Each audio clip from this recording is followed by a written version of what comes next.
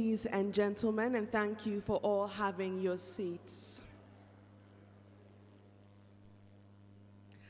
Once again, good morning to you all present at the Accra International Conference Center. And good morning, good afternoon, or good evening to all of you joining us virtually from across the world. Welcome to the second session of the 2022 GEO Week.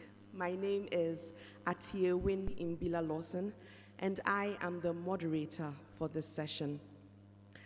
Now, as you may be aware, over the next 90 minutes, we'll be discussing operational services for Africa. Now, before I introduce our panelists to you, let me share three important pieces of information with you. One, Africa faces multiple challenges to build resilient economies, reduce climate impact, and sustainably manage water, forest resources, and biodiversity. Two, Earth observations can play a key role in forming better decisions across all these policy areas. But these Earth observation data needs to be accessible, available, and operational for the entire continent in order to tackle these growing challenges. And three, Digital Earth Africa is a continental scale program designed as a bottom-up and inclusive activity to provide open Earth observation data for operational services in Africa. In the space of 3 years, Digital Earth Africa has transitioned from an idea to a funded operational program that is informing better decisions across the continent. This session will explore Digital Earth Africa's impact, links to the GEO work program, and opportunities that currently exist and other leading initiatives across Africa. For example, the Global Monitoring for Environment and Security, GMS, I beg your pardon, and Africa Initiative. This may be a lot to consume all at once, I'm sure, especially after we've just come back from a break. However, by the time this session is done, I'm sure we will all be on the same page. Can I get a high five from everybody? Okay, everybody is with me, wonderful. So it promises to be an interactive session, and so without further ado, let me introduce our speakers for this session. Honorable Samuel Abujinapo is Ghana's Minister of Lands and Natural Resources. He's a qualified barrister and solicitor of the Supreme Court of Ghana, and he's a member of the governing board of Digital Earth Africa. If you could give us a wave, sir. You can wave back at him. Great. We also have High Commissioner Bernice Owen-Jones. She is the Australian High Commissioner to Ghana. She was appointed the Australian High Commissioner to Ghana in July this year. Previously, she was appointed as the first resident Australian ambassador to Morocco, where she served late 2020. Now, it's important to note, as we do get a wave from her as well, that Australia is really the financial muscle behind this initiative. Can we get a wave from you, High Commissioner? You can wave back. Great. Dr. Tidian Ouattara currently manages the Global Monitoring for Environment and Security GMES program at the Africa Union Commission and is also a board member of Digital Earth Africa. Now, as he waves at us, it's important to note that as we were having pre-discussions, he did say that Digital Earth Africa is really his baby. And so please do give us a wave, Dr. Ouattara.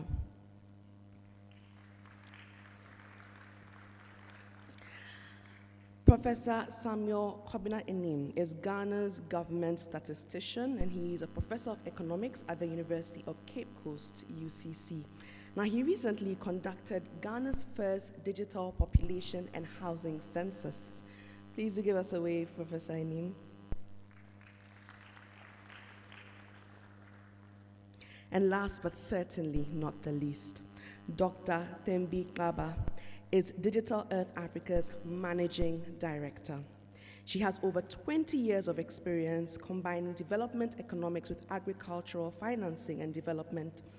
She has worked for both the government and the private sector with mandates on economic development, food security, job creation, and much more. Please do give us a wave, madam. So I'm sure that with you knowing our panelists, now you understand what I mean by the time we're done here, we will all be on the same page. Before we begin the discussion, however, let's just have some house rules. First, let's talk about how we will conduct ourselves during the question and answer session. There will be 3 ways of asking questions during this session. First, we have, and this is in no order, by the way, you can ask a question right here if you are currently at the Accra International Conference Center by holding up your name tag like this. Once you do this, then we know that you have a question, and if it is question time, we will come to you. For those joining us virtually, you can raise your hand on Zoom, and we will come to you. I'm sure you have the hand raise sign on Zoom. You can raise your hand there, and then we will come to you when it is time for questions. We also have this fancy technology that we call Slido, which you may be aware of. For those who are not, there's a QR code on the screen, or it will be coming up on the screen shortly, and you can use your phone and scan that QR code. It will take you to a site where you will be able to type in your question. Great, the QR code is there. You can also go to slido.com, where they will ask you for a number. Please remember the number right in front, 2036275. You can write it down, or you can take a picture of it, and when you go to slido.com, they will ask you for that code. When you input the code, you can send in your questions, and we will read those questions during the question session. Now, I know that we're in the digital era, and so we will be using our phones and Slido and the likes, but I would really appreciate, and we would all appreciate it, if we can all put our mobile phones on silent to avoid any distraction or any phone calls that could come in during this very informative session. Once again, you're very, very welcome to the second session of this plenary. And to start it off, we want to show you a practical example of what really we're going to be discussing. So ladies and gentlemen, I present to you a video titled Coastal Monitoring Service by DE Africa. You can watch the screen, and it will come up right now, and right after, we'll have a conversation. Coasts are an important part of the land on which we live. In order to protect these special areas, we must understand how they are being impacted by weather, the changing climate, and the expanding human population. Coastlines are fragile. They ebb and flow with each weather event. They are the first line of defense in a storm. They are the first to experience the rising sea levels. With a rapidly changing climate and growing populations, we must protect the fragile and vital ecosystems of the coastlines in Africa. Now, we have the tools to help us understand and protect our coast. Introducing Coastlines, a new service from Digital Earth Africa. L'outil Digital Earth Africa a été développé par GEO-18 Australia en rapport avec le centre psychologique. C'est un outil qui permet de suivre différents indicateurs par rapport aux risques côtiers, par exemple, dans le domaine qui nous intéresse. Et l'intérêt, c'est que ces images Landsat de moyenne résolution sont facilement accessibles, sont gratuites, alors que les images d'autorisation sont chères et pas forcément accessibles. Et nous, dans le cadre du travail que nous voulons faire donc à l'échelle régionale à long terme, il est beaucoup plus avantageux de pouvoir accéder à des images gratuites pour pouvoir pratiquer ce suivi d'indicateurs à long terme. Through the use of satellite imagery and data, the Coastlines Monitoring Service allows users to map the location of the African coastline and identify patterns of coastal change. Using satellite imagery, Digital Earth Africa has created a full continental data set. By capturing where the land meets the sea, the Coastline Service visualizes and provides the rate of coastline change over time. Using the Coastline Service, we can see how beaches, mangroves, river mouths, and the tidal flats have grown and eroded over time. Digital Earth Africa's Coastline Service takes the lead from world-leading methods developed by the Digital Earth Australia team. In collaboration with implementing partners, the methods developed have been tested and validated through a truly global collaboration. With data freely available and updated regularly as it continues to be acquired, the service allows current rates of coastal change to be compared with that observed in previous years or decades, giving us the best holistic picture of the African coastlines we've ever had. Although still in the early stages, the Coastlines Monitoring Service is already having an impact. On peut d'ores et déjà se projeter sur les perspectives d'usage. Donc la première idée qui vient à l'esprit, c'est d'utiliser l'outil pour le suivi du trait de côte au niveau de 3 échelles, l'échelle régionale, l'échelle nationale ou bien l'échelle locale. Donc l'autre idée qui vient à l'esprit, c'est de pouvoir utiliser l'outil Digital Earth Africa Coastline dans le cadre de l'Observatoire régional du littoral ouest africain pour le suivi de l'indicateur érosion et accrétion. Le littoral ouest africain a quelques particularités, mais globalement, il y a également des spécificités qui sont partagées avec, par exemple, l'ensemble du littoral au niveau mondial. C'est une zone qui concentre beaucoup de personnes. 50% de la population urbaine est localisée au niveau du littoral. Il y a l'essentiel des activités économiques également est concentré au niveau de cet espace-là. Et sur le plan de la biodiversité, presque 50% du linéaire est composé de vasières à mangroves. Or, les mangroves, ce sont des zones de haute biodiversité qui regroupent beaucoup d'espèces végétales, halieutiques, etc. Coastal erosion has both an economic and societal impact. By mitigating coastal erosion risk in 3 key sectors, Digital Earth Africa could inject some $460 million per year into Africa's economy and change the lives of around 270 million people. There is more we can do to help stem the tide and protect the special ecosystems in Africa. Through Digital Earth Africa Coastlines, we can plan for the future by unlocking the patterns of the past.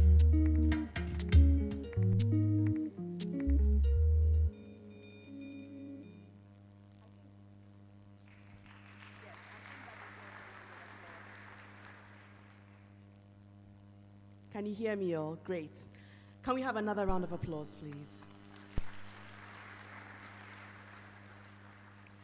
So now that we have a little more information about the Coastal Monitoring Service by DE Africa, of course, we're going to start talking about really what that means. And Dr. Kaba, how excited should we all be about this new service? Well, good morning. Thank you for the question.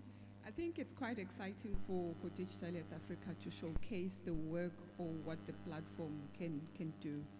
So monitoring the coastline, what you have seen now is work that has been taken from data from 2000 to 2021, so over a period of 25 years. And we're providing this service as a unique service for Africa, for the continent. We are happy to share that we are willing to work with governments and organizations to see how we better develop further with this product. But also important, I will sound like a stark record. It does what you've seen now. It bridges the science with the people. So at the core of climate change and who is most vulnerable and how we're resolving some of our sustainable development goal challenges. One of our key thematic areas is Digital Earth Africa, being agriculture and food security and coastal erosion as well.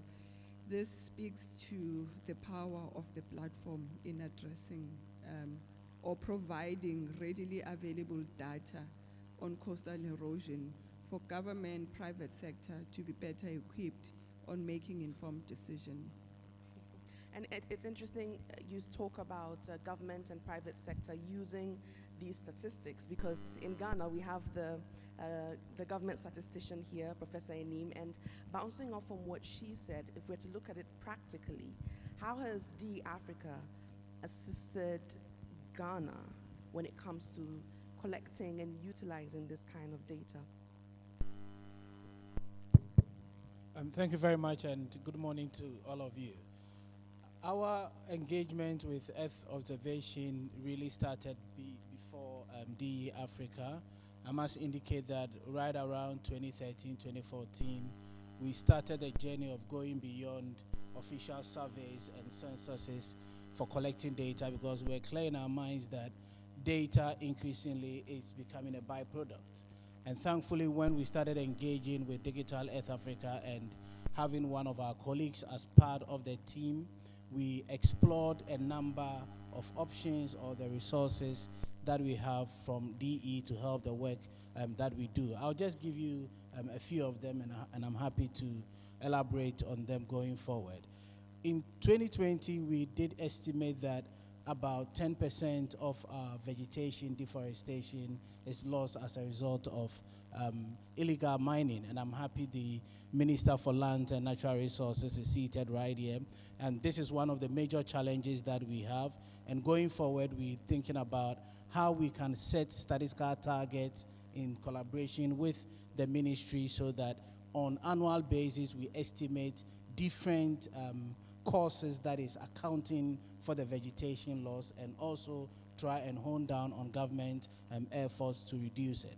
The second way we've used DE Africa data is in the area of urban growth. I must indicate that this engagement is running parallel with the Ghana Urban Forum, where as a country we're thinking about our urbanization. And what we did with DE resources is to see how the most populous region before 2021 population and housing census, that is Ashanti region, was experiencing urban sprawl. So what the Ghana Urban Forum, based on that observation, is currently doing is to try and put a proper definition. And what I mean by a proper definition is the UN Habitat use a cutoff of 5,000, but clearly when you talk about urban growth, it goes beyond the population, because now you are thinking about how the fiscal frontiers, the geographies of urban areas are growing. So as I said, there are a lot more that I'm happy to speak to going forward. Thank you. And it's great that you touched on a topical issue in Ghana right now, illegal mining, locally known as galamsey, which I'm now coming to the minister to really explain to us the kind of impact it's having on our environment, which would then put in context how important DE Africa's technology and information will be to save our environment and to really impact the lives of people. So thank you very much, and a very good morning to my co-panelists and our distinguished audience. And also, if you allow me to thank Earth Observation for choosing Accra as the host of this very important event, and I think that is an honor done our country. Yes, as the statistician has indicated, mining continues to be one of the major drivers of deforestation in Ghana, and illegal mining in particular, and more particularly illegal small-scale mining. It's had such a devastating effect or impact on the environment of Ghana and the landscape of our country, loss of forest cover and all of that. And therefore, government is putting a lot of stringent measures to come to grips with the issue of illegal small-scale mining. I mean, we are dealing with this matter from a two-pronged approach. The first one being the reformative effort, which is the effort we are making to reform the industry itself through the licensing regime, the methods by which the minerals are extracted from the ore, several community mining, several interventions, trading of the miners themselves, and so on and so forth. Then the second one is a recognition that the government has, that despite of all the reforms we put in place, you will still have those who will be recalcitrants and the syndicates who are determined to perpetuate this illegality. And so the second effort we are making is enforcement, which is enforcing the laws and making sure that we rid our country of illegal small-scale mining. But I should say that the nexus between my work at the ministry, which is the Ministry of Lands and Natural Resources, and Digital Earth Africa and GEO and all of that, is not far-fetched, because really data and policy-ready information, actionable information which will guide the work we do, whether in terms of protecting the forest cover of our country, whether in terms of sustainable management and exploitation of the natural resources of our country, in this case mining, whether in terms of proper land administration in our country and protecting the landscape of our country. Data is key, and which is why when my good friend, the former Australian ambassador, led the former managing director for Digital Earth Africa, Dr. Lisa Hall, to my office to invite me to be on the board of Digital Earth Africa, I accepted it with a lot of enthusiasm, because the connection between their work and my work is so strong, and really the impact of mining and the other aspects of the work we do on the environment is absolutely consequential. So we've clearly established what this means for Ghana, but let's now look at what it means for the continent at large. Dr. Ouattara, Digital Earth Africa is definitely not new for you. I'm sure that we could have an entire 2-day conversation, we still wouldn't end. But if we're to look at Digital Earth Africa for Africa, what does this really mean? Thank you very much. First of all, the African Union Commission is welcoming the Digital Earth Africa in the continent, because it is coming at the appropriate time to strengthen the EO ecosystem in Africa. Bottom line, Digital Earth Africa is contributing to allow African citizens to access data easily. That being said, I do not want to replicate or duplicate what others have been saying during the week. I just want to make the connection with the policy, because we are talking about the Agenda 2063. What it is about, the title is The Africa We Want. Which Africa, what kind of Africa we want, and the Earth Observation can contribute having it. This is the question here for us. The Africa we want, it is expressed in the Agenda 2063 by 3 priorities. An integrated Africa, meaning the 55 African countries working together. A peaceful Africa. We want a continent really secured. And the last one is the prosperous Africa. We want a socio-economic development, a sustained one. To be able to get to all that, it is clear that the decision makers and all stakeholders need data and information. This is where Earth Observation community is coming on board to provide these kind of data and information. Now, instead of providing raw data to those who are not expert, we are in the new era now of providing them with, I would say, data already treated, processed, and most importantly, they need information. And Digital Earth Africa is coming on board to complete the, I don't know, not to complete, to be part of this ecosystem in the continent, trying to provide decision makers with information. I'll give you an example in Ghana. Through GMSN Africa, today we are capable to provide Ghanaian fishermen with accurate information on when they need to go on sea. And the Ghana Fishermen Association made the point 2 months ago here in Ghana to what extent Earth Observation is empowering them in terms of decision making as a community to reduce the number of deaths on the ocean. This is practical example. Digital Earth Africa, newly established, will come and strengthen our African communities in different applications areas to get access to data and information. I will stop here. Thank you. Thank you very much, Dr. Ouattara. And so we've established why it is important for Africa, for Ghana, for all the countries on the continent. But High Commissioner Owen Jones, why was it important for Australia to support the African continent in Earth observation? Thank you for that question, and it's an opportunity to very briefly remind you of the history of very recent history of Digital Earth Africa. So the program is funded by the Australian government and the Helmsley Charitable Trust, and based on, as you said at the outset, and based on Geoscience Australia's Digital Earth program. So we saw the practical applications for Africa. We got a sense of that from the video this morning.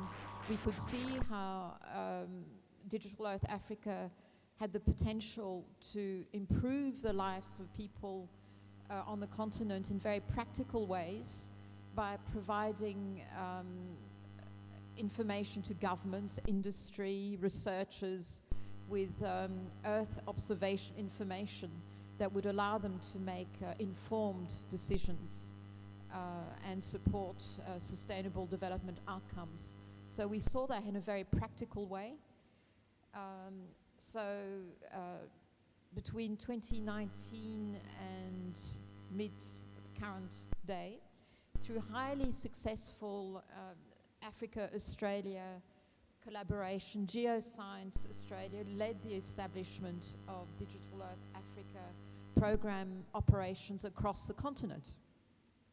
In June 2022, Geoscience Australia was pleased to hand over the program leadership to a new African team based across the continent in South Africa, Kenya, Rwanda, and here in Ghana, making the program fully African-owned and run. So we can now see, and we'll talk about case studies, I hope, we can now see how Digital Earth Africa is already empowering decision makers across Africa to manage natural resources better, report on sustainable development goals, and take action on climate change. So we thought in Australia this was an important project, an important program, and we are fully behind it and will continue to work with Digital Earth Africa going forward.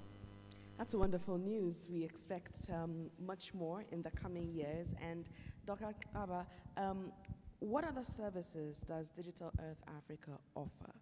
If you can, of course, we've heard from the Coastal Monitoring Service. What else is really impacting the lives of Africans and data collection? Thank you for the question.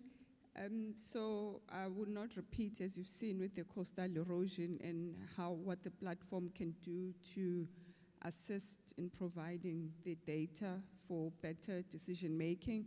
And remember, just on this alone, so whether the receding shoreline, at times it could be issue around human settlements and etc. So whilst you are addressing one thematic area, it can also spill over to other government priorities like human settlement as well. Then there's in terms of our tools and services, there's water observation from space. It's usually acronymed WARFs by the science team. It's a service that allows people to better understand water availability in the continent. Quite important for me is the service on cropland extent map, which then shows agricultural vegetation, if it's there or there's been changes over time. These tools specifically, it's important to make decisions around agricultural production and complexity important when government is, engaging on food security issues to understand where is the potential and what could have transpired in the previous years. Then the next two will be the fractional cover in GEOMET. All of it, the GEOMET condenses annual data into a single cloud that can also empower governments, private sector researchers to understand issues around environmental sustainability as well. So, Professor Enim, earlier you spoke about the different areas that, of course, are of interest to Ghana, but based on what Doc has said here, are there more areas that Ghana is going to explore in future when it comes to using this very important data? And what are really the country's priority areas? Thank you very much. There are certainly more areas, but let me approach it from the perspective of the processes that we all need to think about before we start a conversation on the areas. A couple of weeks back, and I heard my colleague talk about it earlier, we have the Statistical Commission of Africa meeting on this same subject matter, thinking about how we integrate statistics with geospatial information. I think that conversation is not happening in a number of countries at a continental level and even at a global level. And it's a conversation that I'll be happy if GEO takes it up and be very strategic in terms of how we engage institutions on this. The reason why we need to do that is national statistical offices are supposed to put out official statistics that would guide in decision making. So if you go through the UN fundamental principles, there are some standards that we all need to go through. This is a conversation that we should start having in terms of if we decide to integrate data from different sources, which for us at Ghana Statistical Service, we've started doing it. Nationally, we're going to have the benchmarks for quality assurance, but it is important we scale this up to have the continental and the global approval.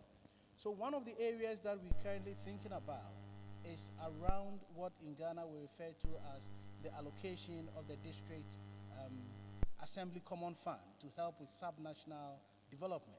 Over the years as a country, we've been using population as a proxy in doing that. But you all would agree that the best variable would be to take into consideration the socioeconomic status. The reason why we don't include socioeconomic status is that data on well-being poverty is rare. We do living standard surveys every 5 years, censuses every 10 years. In between these inter-survey and census periods, data on socioeconomic status is not available. So on the table, one of the things we started talking about is integrating the census data with Earth observation data, and we have some big data, which we call the core detail records from the telecos. So we are integrating data from 3 different sources, including Earth observation data, and hopefully from next year, we'll be providing data on poverty on an annual basis for the primary reason of district allocation of common fund.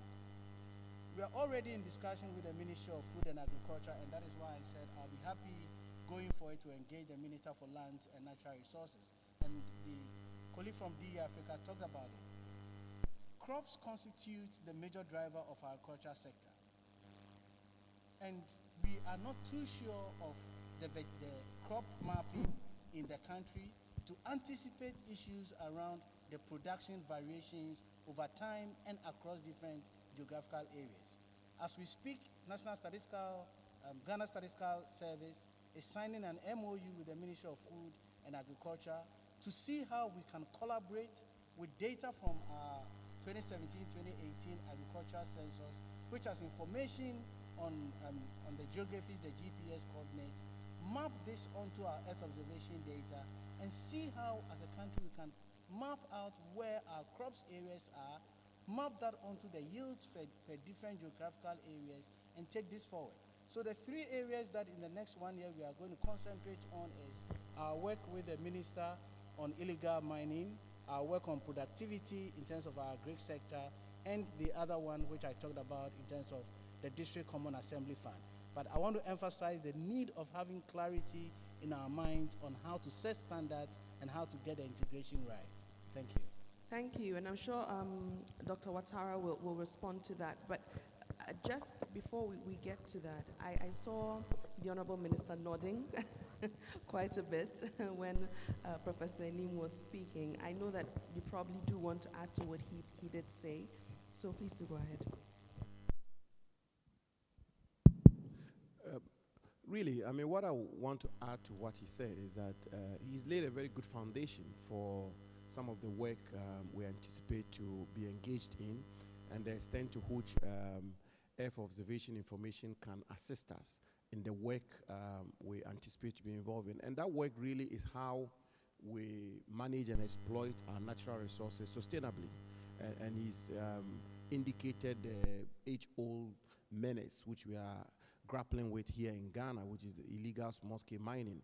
And so, as the minister who is responsible for the management and exploitation of the natural resource of our country, data is very important, and Earth observation information which is actionable and which can assist us in taking informed decisions, for me, is absolutely important. And I'm very excited that he has all these excellent plans moving into the future to be able to gather the necessary data to guide people like us. I mean, I give you, for example, the protection of the forest estate of our country, for example, and its relationship with agricultural activity, where you strike the balance to, by all means, promote agricultural expansion, food security, reduce hunger, poverty, and all of that, but doing so sustainably in a manner that it doesn't become a driver of deforestation. So is it also that the exploitation and management of the mineral resource of our country, as we all do know, Africa is not really benefited from its mineral resources that much. We are one of the resource-rich continents in the world, and yet one of the poorest. And so the whole shift in paradigm, for example, here in Ghana, the shift in paradigm by our president, President Akufo-Addo, on insisting that moving forward, we have value addition to our mineral resources and therefore retain the full value chain of our mineral resources here in Ghana. To what extent will Earth observation data or information and policy-ready information assist us in achieving that goal? And so if you take, for example, the much talked about lithium, what is the geological data on lithium, for example, in Ghana? And how will that assist us in exploiting and managing the lithium resources of our country, the green minerals of our country? So I believe that the government statistician is really put the matters in their proper context. And indeed, he is responsible for the gathering of statistics and information here in Ghana, and how his outfit will collaborate with GEO and the other institutions here in Ghana in generating information and data which is fit for purpose and which can assist people like myself in realizing and attaining our mandate as a ministry, which really and truly is the sustainable and efficient exploitation and management of the natural resource of our country for the benefit of the good people of Ghana. I think that's what I'll add to what he said. Yes. Yeah, now, speaking of the benefits of the good people of Ghana, you're also a parliamentarian. Yes. And he spoke about the District Assembly Common Fund. With the data that he's speaking about and how these funds will be allocated once they're able to get all of that together, how will that assist when it comes to Parliament's work with this common fund, and is it something that would be accepted? Well, I think it should be acceptable. And listening to him, I was particularly provoked in terms of my thoughts as to the matters that he's putting on the table. And I find those matters very persuasive. I mean, because the system we have here in Ghana now is that we have a somehow decentralized system, but which is not decentralized in substance. Because you cannot have a decentralized system when the funding itself, the financial muscle, is not decentralized, and the distribution or the sharing of the funds of the country continues to be centralized. That is one. The second one is that even whilst you are distributing the funds from the center, what motivates you in terms of the distribution, as he quite rightly pointed out, are not the issues which, for me, are germane, which is the living standards of the people. As it is now, as is indicated to us, it is based on population. So if Accra has more population, it means that Accra is going to get more money. If Savannah region, where I come from, has less population, it means we are going to get less money. But it may be that the people of Accra are much more prosperous, and therefore resources should be channeled to areas which are deprived. And thirdly and finally, is that what is important to Greater Accra may not necessarily be important to, say, Eastern region. And therefore, if we get this data, which gives us the peculiar dynamics of the various parts of Ghana, I think that will help a great deal in terms of national resource distribution. And I believe we should have been doing this long ago, which is why data is so critical when it comes to policy decision in any country. And so I will support it, of course. I mean, I think that others will have their views, but if this was to come to Parliament, I will find this a more intelligent way of distributing the national resources of our country. Thank you. Dr. Ouattara, clearly data is everything. This is very important. How do we engage in conversations at the continental level?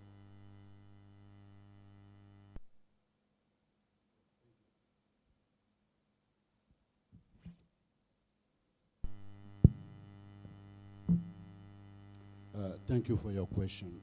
I would say the engagement at the continental level is at three levels. We are engaging at the policy and governance level. That is the first one. The second one is at the capacity building level. And the third one is what we call the partnership or strategic partnership and collaboration. The first one, we have some policy priorities, either at the continental level or regional level or national level. This is what I think His Excellency was talking about at the national level. And we as African Union Commission, we are the secretariat, okay, of the African Union, which is made of the member states like Ghana and other countries. What we are trying to do is to engage these decision makers that develop different policy pieces at the continental level. Let's talk about the space policy and strategy. The African Union space policy, the African space policy and strategy, you have all the information where Africa wants to go. Therefore, Digital Earth Africa coming on board, and you've seen in some presentations during this week, they are aligning their activities already with the different priorities in that space policy and strategy.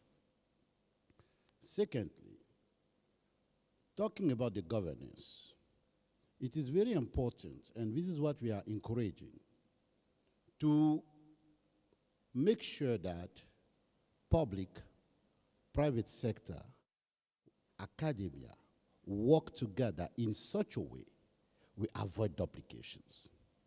Secondly, we also are encouraging government to consider the private sector in the space arena as other private sectors, with incentive measures, with regulatory, framework, with regulations, encouraging this private sector and avoiding some kind of competition between public sector and private sector, meaning public sector making call for proposals and another public sector applying for that proposal, for that call, while the private sector doesn't have the opportunity. We did a study through Space in Africa on the private sector in the space arena in Africa. You can be surprised with the key information. On 100 private sectors, private companies created, after 6 months, it remains only 2 or 3. We can come to the details, but just to say that there is an effort to do to encourage the creation of the private sector and the sustainability. The second piece, quickly, I was talking about was the capacity building. And when we talk about capacity building, There is infrastructure because the continent is not very well covered, for sure. There is room for improvement. There is a lot of work to do. But I will insist and put the focus on the skill development, human capital. This is where Africa will make the difference. 60% of the African population is young. It is a huge opportunity for the space community to make sure that we are training these young people to allow them to be capable to take the destiny of Africa in the space arena. Some countries like Ghana, South Africa, Egypt, Ethiopia, Kenya, they are there. Therefore, the human capital will make the difference. The collaboration, if you allow me, I will end on that. I can come to the details through the questions.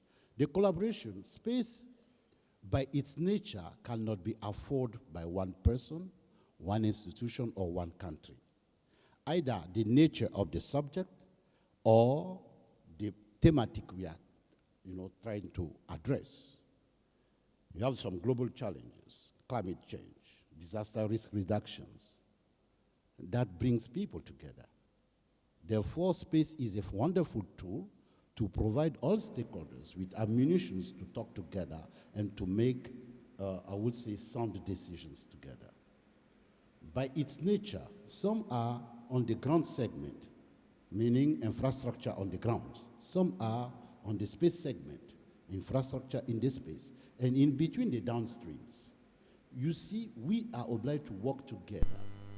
This is why Digital Earth Africa, once again, is more than welcome, because it is strengthening our ecosystem in providing other sources of data we won't be able to access without this initiative, or it would take time to get there.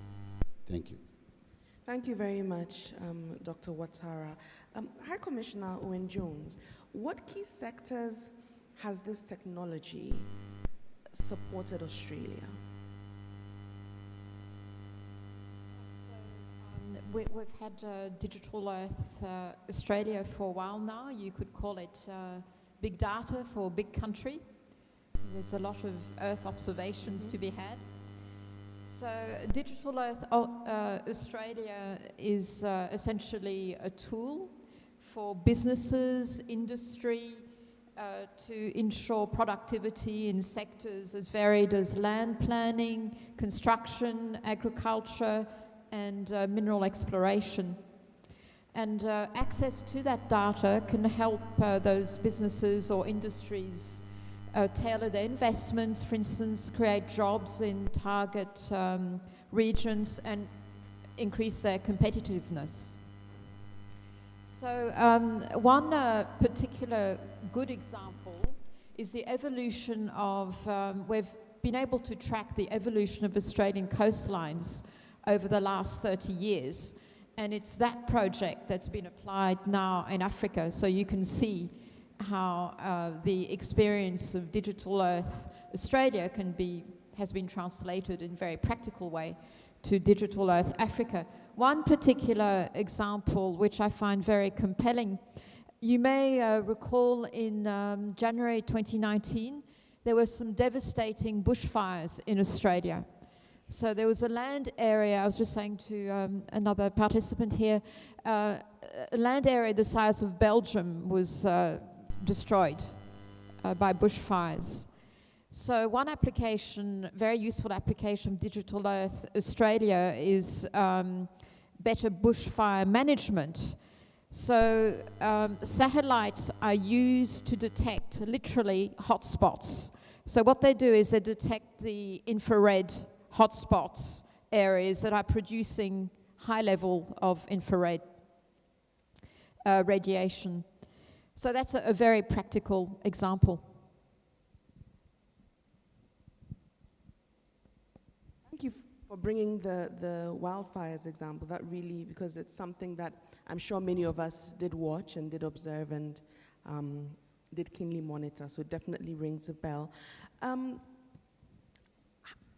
In looking at, and I want us to look at a different aspect now, bridging the science and the people, and what that really means in terms of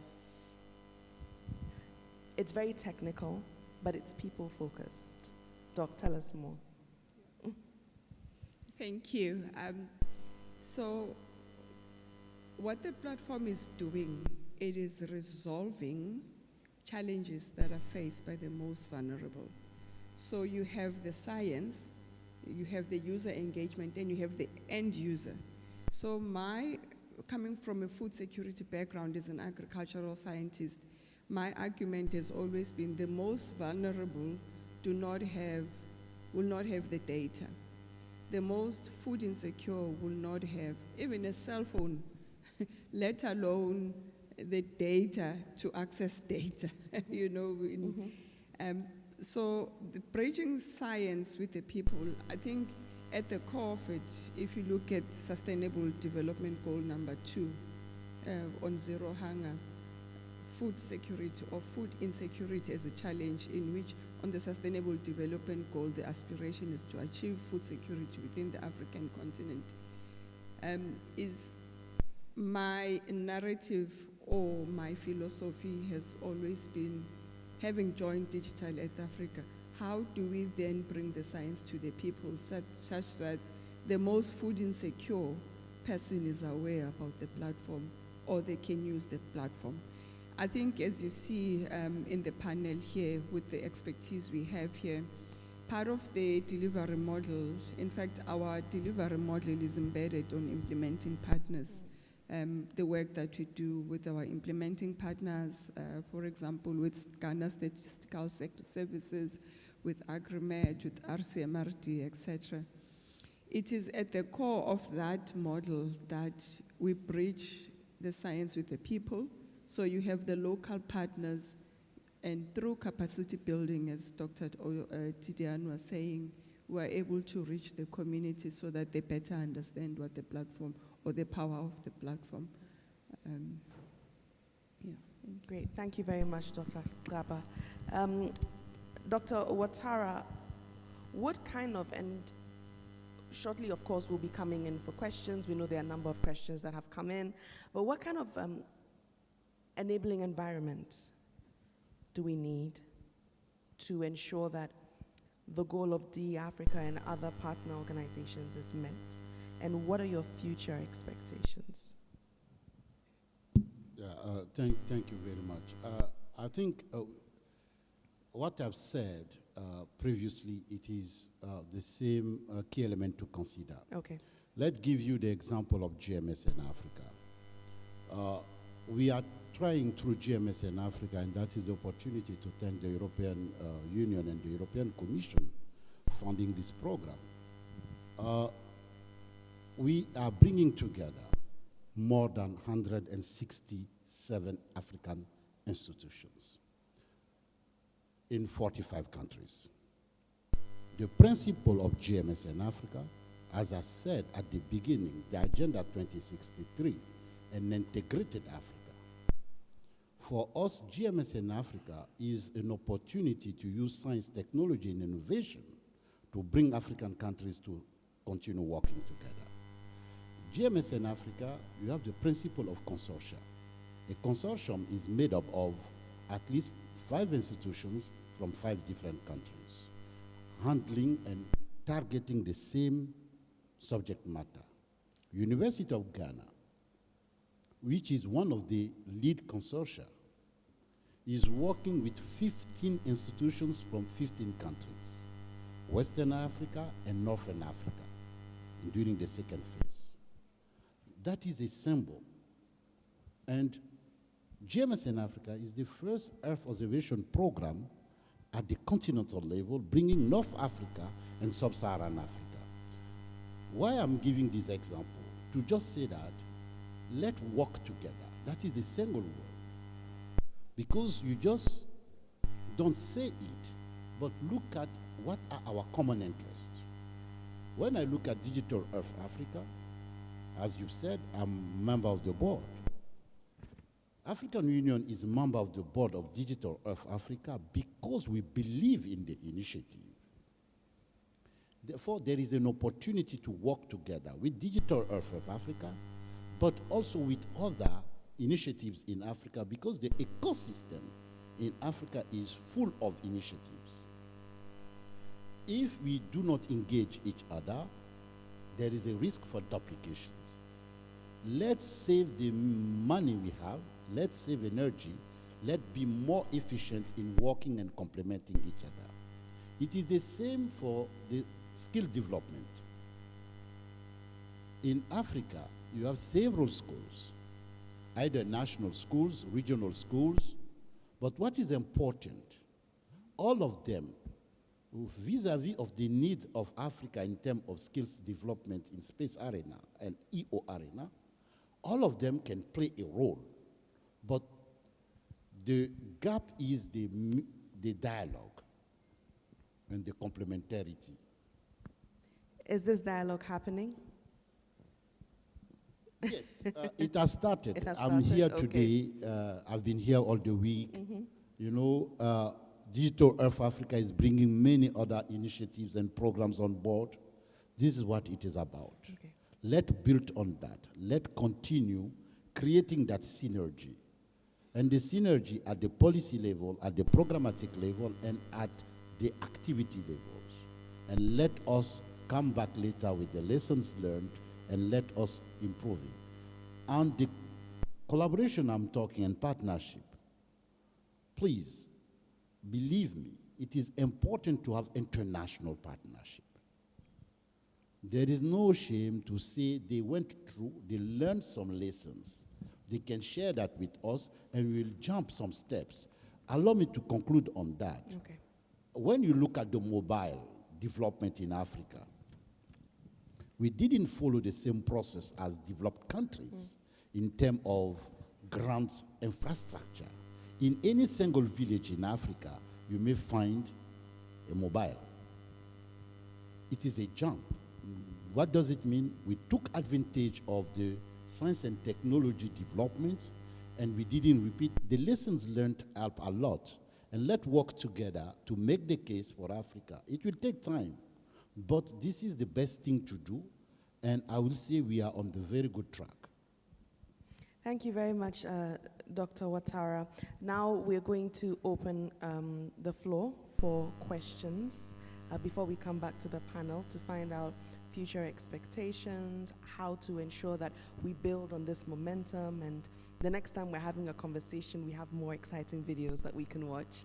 So I'm going to open the floor for questions. Okay, I see Finland. Please do tell us your name and questions, kindly make them as succinct as possible and kindly indicate who you would want to respond to your question. Please go ahead.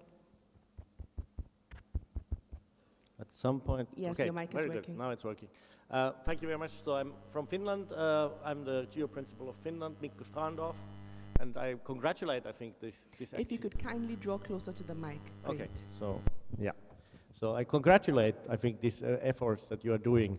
I very much like, especially the last comments, that it is about doing lots of different efforts together and helping in that sense, kind of like the whole ecosystem everywhere to have a piece of it. And well, my question, or it's more like a request. I think when we do these working in materials that from many sources come together, I think we have to be more careful to acknowledge, like, where did we get data? And I'm not so worried about the Earth observation part. So even if EU Copernicus or Landsat or stuff is not mentioned, it's less important when I see that in situ data and the many organizations which are behind that, they are the ones who are more threatened that, hey, there's no funding to continue and stuff like that. So when you make beautiful videos, have at the end some kind of a acknowledgement page and mention the different organizations which were behind it. And I think definitely the organizations are more important, I think, than, for example, programs necessarily. But this is going to help that this can thrive further and longer. And when we have free and open activities, and I think it's not just the data, it's also the open source softwares, for example, that these continue, because they can say that, hey, but look, Digital Earth Africa needs something that we did in Finland, for example, when it was software, for example. I think that helps us to just say, let this guy continue with programming, because it's used. If that doesn't happen, we kind of like suffer maybe in the future. But otherwise, great job. Thank you. Thank you very much. We also have some questions from Slido. I'll take two for now as we come back to the plenary. What is the link with the current activities on coastal monitoring and coastal vulnerability that the Continental GMS and Africa program is doing? So that question definitely would be for you, Dr. Ouattara. Before you answer that question, there's a quick question that I know Dr. Aklara wants to respond to. How does one invest in Digital Earth Africa? Quickly.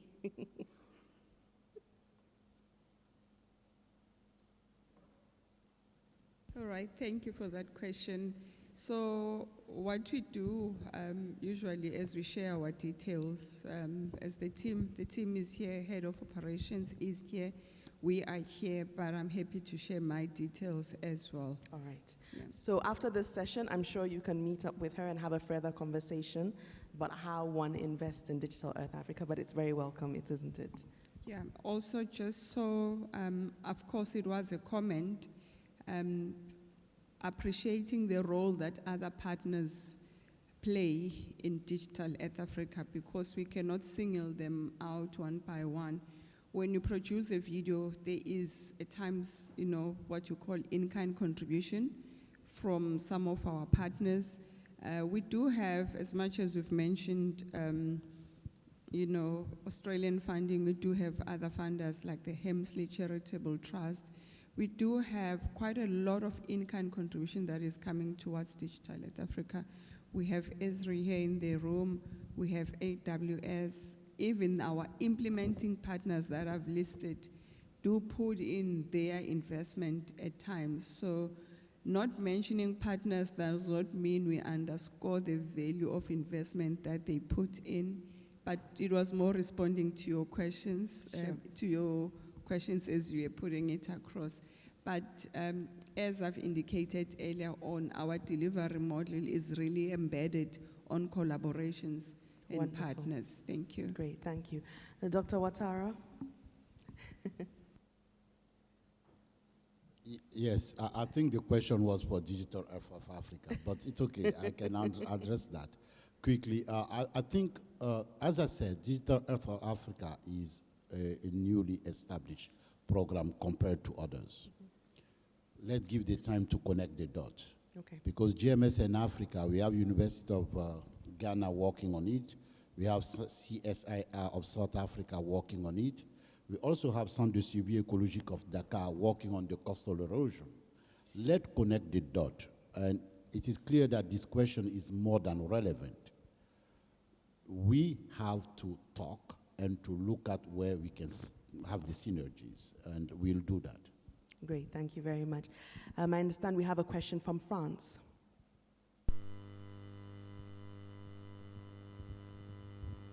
Thank you, Chair. Isabelle Benezet from France. I'm GEO Principal. If you could kindly speak up a little. Yes, of course. Maybe closely from the micro. First, I want to thank the panelists for this exchange of views. And I would like to strongly support what Mr. Ouattara just said, because it is very important to work together. And the first presentation of this discussion was all about Digital Earth Africa, and I think it was a little poor if you see what we are doing all together.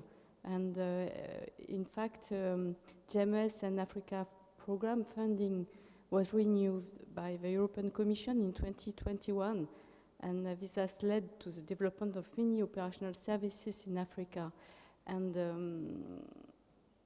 through the effective coordination of Dr. Tidiane Ouattara. So it is very important to remind all what we are doing and to work together to go further. Thank you. Thank you very much. Any more questions? I can't see that, but I'm looking directly at you. I can't read your card, but please. Okay, Estelle, please go ahead. Thank you, moderator. I want to congratulate all the panelists. My name is Professor Patrice Sanou. I'm from East Estelle, Burkina Faso, and I'm a member of Servier West Africa. Talking about DERA and collaboration, etc., I don't see how Digital Africa, or maybe the question is for all the panelists, how the new needs addressed this morning by this young lady can be taken account when we need to have this data available, when we need to collaborate to have a synergy. How can we integrate young people and women? This is very important. Dr. Tidiane talked about capacity building. We have to be trained, and how Digital Africa is addressing this matter actually. Thank you. Thank you very much for the question. Dr. Klaba? Thank you for the question. So at the core of our strategy, one of our sub-strategy will be is diversity and inclusion. What it entails is beyond looking at user engagement as a collective, how do we integrate women and youth into accessing data? I think when we discuss issues around socio-economic challenges, the most vulnerable will be your women when you're talking food insecurity. So when you start going into groupings, you will realize that women and youth, they need more focus in bringing them into the platform. I recently attended a roundtable discussion in Zimbabwe, and it was quite interesting that they are called the forgotten farmers, for example. It's what continues then to resonate with us to say in our capacity building programs as well, we also take along women and youth. So as Digital Earth Africa, we do have a diversity and inclusion strategy which was approved by the board. And as we continue to do our rollout and country-to-country level engagement, it is intentional focus. It is our intentional focus as well to include women and youth in our programs. Sure, go ahead, Dr. Ouattara. Thank you for this question, which is a very important and relevant question, mainly women, youth. For the African Union Commission, it is a critical subject and very important. What we do through GMSN Africa, and we would like to share with Digital Earth Africa also. For example, for GMSN Africa, we have created what we call Women in GMS. It is made up of already 120 young African women. That is important. Secondly, whatever we do as activity for this program, be training, be workshop, 50% should be systematically women. It is a positive segregation, but this is what it takes, not only to increase the number of women in, but also to empower them. We didn't stop there. We asked each consortium, and they are here, to reach 30% of the people and stakeholders involved in the activities to be 30% at least women. Now, for the young people, we impose on the consortia the fact that the grant they are receiving for GMSN Africa, they use 10% for training, but in that one, we want them to fund masters and PhDs. It is very important and critical that we have to take some positive actions Because translating, we have several policies to engage women, to engage young. In terms of action on the ground, this is where there is the gap. With Digital Earth Africa and other programs, we'll work together to translate the African space policy and strategy into action. This is what I wanted to add on. Great, thank you very much. Shortly we'll be taking the questions on Zoom, but we have a question from the Democratic Republic of Africa. Of Congo. Of We love Congo. Africa. You can keep it. I think it's a nice name. We are Sorry, right in to the go Central ahead. Africa, so I liked it. Yeah, my question is about how the requirement to access the data, because we just arrived in GEO, you know, we have a lot to catch up on, but we often suffer about many requirements to access funds, what is come to funding, compensation in climate or the adaptation. So I just want to know that in GEO, the requirement to access data, what is the requirement? Also, talking about data is also about sensitivity. You know, as coming from DRC, where the forest facing two big challenge, security challenge of rebel group working on the park, and also poverty for those of indigenous people who have to stop exploiting the forest, but they don't have any alternative. So those are two big challenges that I would like to know if what you want to give, especially Australia, because I heard about the experience in other countries in Africa. So what is the requirement to access data once we are in GEO? And what are the measures that you take to protect those data? Thank you. Thank you, Democratic Republic of Congo. Madam High Commissioner, would you want to take that question? Sorry, could you summarize the question? It was quite long. Okay, Madam, would you want to summarize the question? Yes. Yeah. Yes. Thank you. Two things about the requirement to have access to data. You give the example of Australia when there were a bushfire. From the satellite, you were able to localize where are the dot point or the black point where the forest was sensitive to be subject of fire. In our country, we have the same problem with rebel groups who are also acting very badly with the forest. So having access to that is very important for us. Are there strong requirements to access data? What can you say about that? Okay, so in essence, she's saying that you gave the example of the fires, and they have a rebel problem also in their forests, and information is very important. So what advice would you give based on the Australian experience in being able to identify where these fires were taking place? Thank you for that question. I think that's exactly the type of area where there can be very practical collaboration between Digital Earth Australia and Digital Earth Africa. So we can, the example we had earlier in the video was on coastal erosion. Why couldn't we have a project specifically on forestry and bushfires? I think that's a very good question. Is it something that we could work on going forward? Yes, definitely. And I'm sure that there'll be further conversations on this. I'm sure after this session, as a matter of fact, there'll be a lot more conversation to have. So if you have a question and maybe it comes up later or you're not able to ask it, our panelists, most of them will be around throughout the day, and so we can definitely get those answers.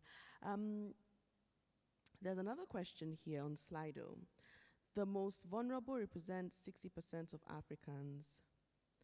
They live or die from one day to another. Are these services really to serve them since they are poor? So in essence, per my understanding of the question, we're looking at the human face of data collection and the data that we're getting and how it is really impacting the poor on the continent. Now, we could look at it from the Ghana example, if we do have some practical examples from Ghana, as to how data collection is directly affecting the most vulnerable in the country. the question is being moved around. Prof, if you'd like some time, I'm sure that Dr. Ouattara can take the first part, and then you can continue after. Is that okay for you? Great. Dr. Ouattara, over to you. Yeah. Once again, we should not oversell what we are doing. Okay. It is not to serve young people. It is to serve community. And in servicing community, we are talking about job creation. Why our young are going abroad? It is for better life. Therefore, EO can create jobs through the private sector, through academia, and through some specific programs. This is why I was saying, let empower young people, let train them. Secondly, I was giving the example of the fishermen community here.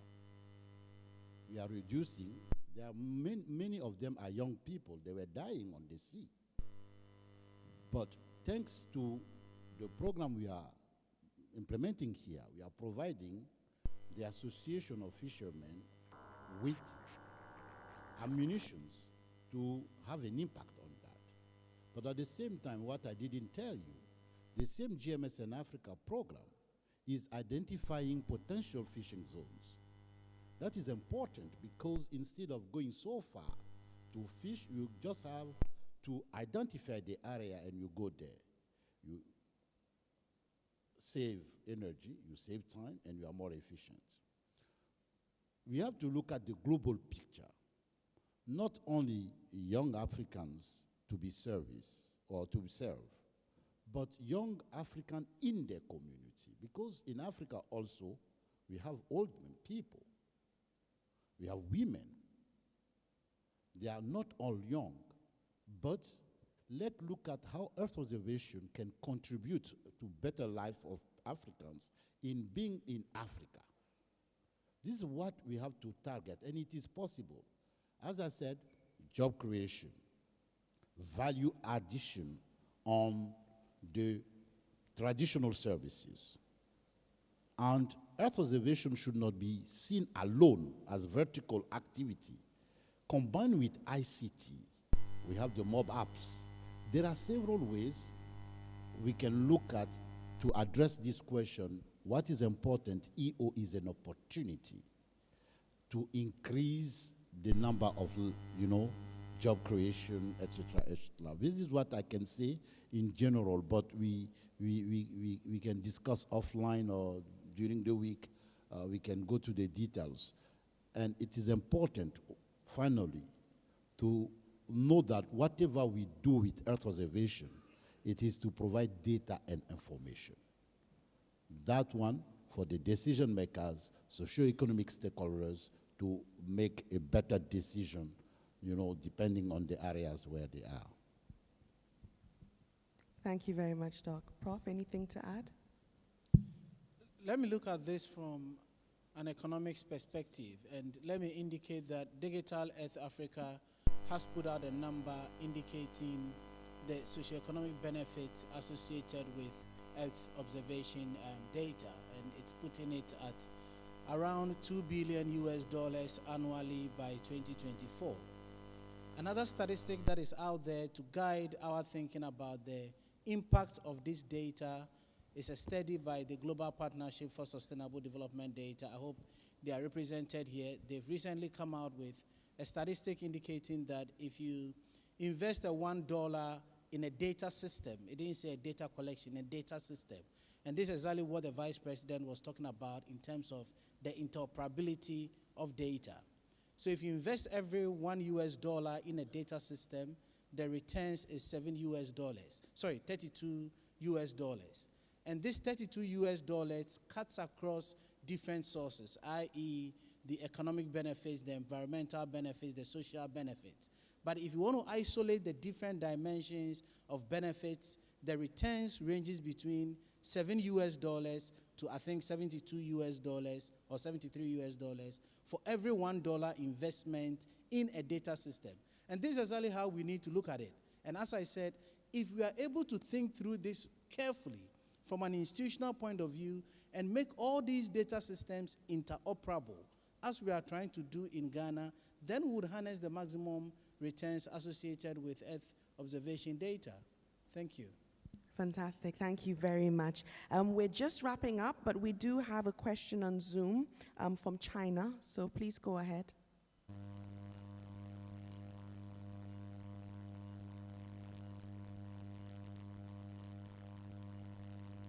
China, please go ahead with your question on Zoom.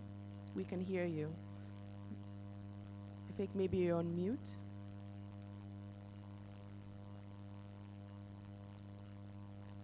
Okay, we'll have to come back. But when you do make your submission, please make it crisp. We're running out of time, so we'll come back to the China question on Zoom. We'll try one last time. Can you hear us? Okay, so we'll come back to that before we finally end the session. But I'm now just going to find out from each of you your expectations. Hello? Great. Hello? Yes, we can hear you. Please go ahead. Yeah, thank you, Chair. Thank you very much for letting me to can speak. And I saw a lot of friends, Director Stephen Worth and Manini, and many friends from Geo Secretary, and also Yana. So please allow me to say best regards to all of you and wish our planning session is a great success. What I want to mention is that what I would like to share some experience we are doing now for the land cover changing, as our friends from Ghana, from Uganda, from many people, they are saying about the land cover changing. You know, in China, the economy is developing very fast. So in China, we have a lot of construction field, and like the railway, like the highway, and like the cultivated change. And we are using 2 meter resolution data to monitor the change. We monitor every 400 meters, 400 square meters change. If the land is changed from, let's say, the cultivated land to the construction land, or from the cultivated land to the railway station or to others. So every 4 months we monitor once. This 8% is automatically done by the deep learning methods, and also then we will send some people to check outside if it's what is the real process. So come back to the questions from Ghana and from our friends. I would like to say that if you want to share something with us, include these methods, also include some data, we can discuss with you later. All right. So later, I will write my email address in this chat, and I think we can share the experience. And I also wish Digital Earth Africa also can have some Chinese, can share some Chinese experiments. Right. Thank you all very much.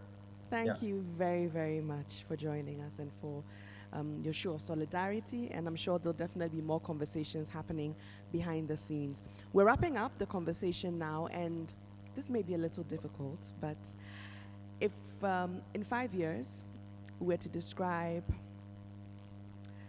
Digital Earth Africa, what one word would you want to use to describe it? One word. Not 2, not a sentence, one word. My word, I'm going to pick it first so that nobody else can use it. My word would be vibrant. Mine is impactful or impact. Anybody can go, so you can take your word before somebody else takes it from you. Successful. Successful. Successful. Transformative. Transformative.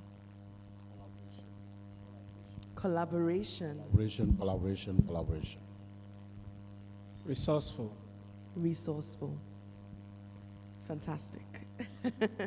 Thank you all so very much. We have some concluding slides that I'll just take us through as to what we have decided based on the conversation today. And when we're done, if everybody's in agreement, everybody says aye, and then we can wrap up. So here are action points. Engagement. A call for African countries to deepen engagement and take advantage of available Earth observation data, technologies, and services offered. Partnerships. Africa to strengthen partnership at the continental level, explore opportunities to work with GMES and Africa initiatives. Finance. Call for increased financial and resource investment to Africa program to support capacity development and in-country initiatives. Advocacy. Call to build more synergies among existing EO initiatives and programs to achieve wider outreach and deliver maximum impact in Africa. Capacity.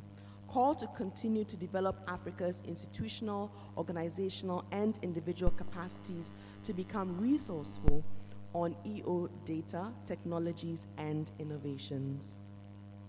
Are we all in agreement? Can we all say aye and wave our hands like this? Aye? I didn't hear everybody. I think we're hungry.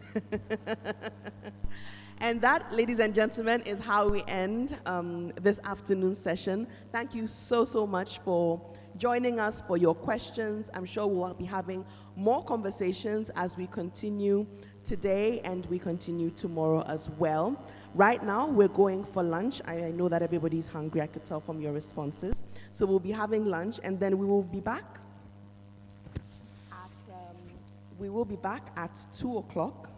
Everybody, 2 o'clock is the time we will resume, and we'll be having a very interesting session 3 on Earth observations for nature-based solutions. So at 2 o'clock, we will be back here to have that conversation. Enjoy your lunch, and we'll see you in the next session. Thank you very much.